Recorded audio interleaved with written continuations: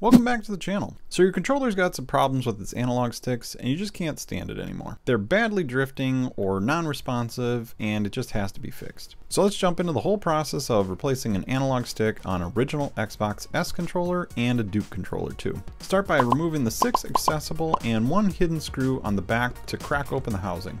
You can peel the label on one side if you don't want to cut it open too.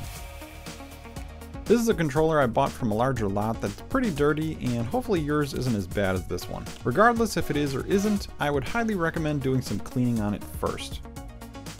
Grab some high percentage IPA. I like to use 99% and some Q-tips and start going over the whole board to get rid of any debris to get it nice and clean. I say do this first because many times if you're having stick drifting issues or random problems occurring, it's most likely due to your controller being dirty. But before buying any new parts and swapping anything out, clean it first and see if that fixes the problem. If you have pets, fur will always get inside of your controller, so keep that in mind too. With my example, I'm 100% sure cleaning won't fix the problems, and I'm going to swap the left analog stick. In order to do that, we will also need to remove the left trigger assembly, which will give us proper access to the solder joints for the stick. If you have an issue with your right stick, this process is much easier since the trigger won't be in the way. Just desolder the 3 points to the right of the stick on the top of the board. Once these are loose, you can pop the trigger clip away on the top and lever it down to remove it completely. You now have 14 separate pads to desolder to remove the stick completely. Take your time and go one by one until most of the solder is removed from each pad. But don't linger too long in one location since you don't want to burn the board or cause the pads to come loose at all. If the solder isn't coming away easily from one joint, just move on to the next one and come back to the difficult ones later. This allows it to cool down enough so it won't damage anything.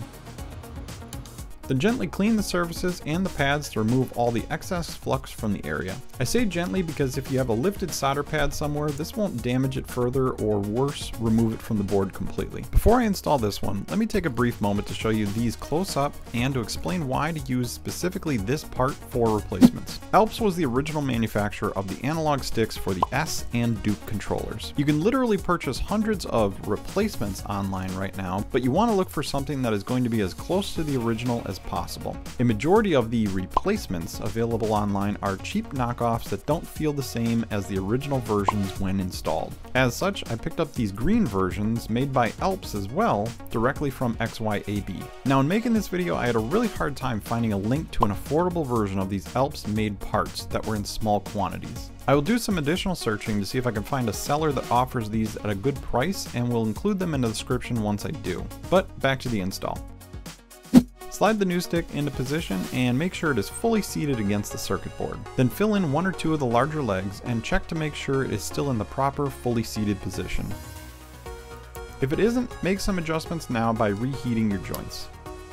If it is, then just fill in the other pads with solder and clean up when you're done if needed.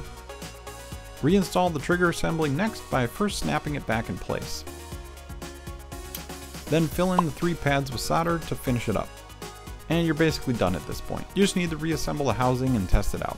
My thumbsticks still look okay, so I'm going to use the old ones, but if you have a new pair, now would be a good time to pop them in. Also, I haven't seen any places online that specifically sell parts labeled as original Xbox thumbsticks. I always pick up the Xbox 360 versions, and those fit perfectly in these older controllers. On to some tips for the repair on the Duke controller. This is basically the exact same process, but I can't stress enough that you need to be quick and careful with the soldering part of it. From my experience, these circuit boards will shed their pads if too much heat is applied, or if they are scrubbed too hard during cleaning.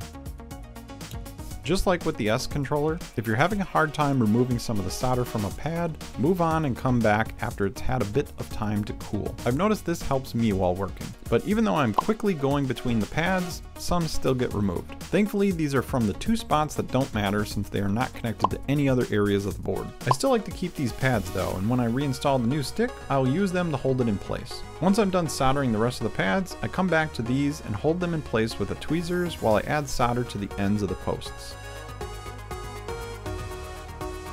It doesn't look the greatest at first, but after messing with it a bit, I was able to clean up the solder joints and make sure that they were attached well. Since these do tend to shed traces and pads, I like to test each of the connections really quick just to make sure everything is connected properly. I use a multimeter in continuity mode and check each pad one at a time. This one tested good, and I went ahead and reinstalled the trigger to the board and reassembled the housing too. That about sums up the process to swapping out analog sticks on original Xbox controllers. Now go play some games. But if you have any questions about the process or just want to say hey, please leave a comment down below. Thanks for watching, and we'll see you next fix.